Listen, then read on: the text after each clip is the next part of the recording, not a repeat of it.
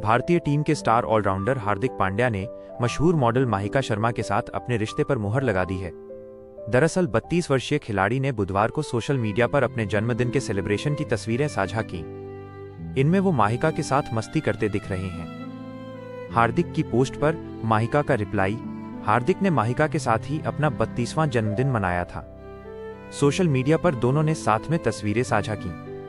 हार्दिक की latest post में उन्होंने कैप्शन दिया डैश डैश यानी सौभाग्यशाली। वहीं माहिका ने भी उनकी पोस्ट पर कमेंट दिल का इमोजी बनाया है।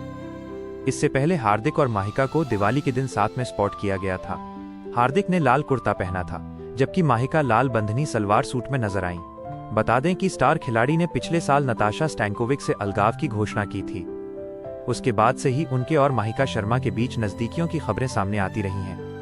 हाल ही में मुंबई एयरपोर्ट पर दोनों का एक वीडियो वायरल हुआ था, जिसके बाद से अफवाहों को और बल मिला।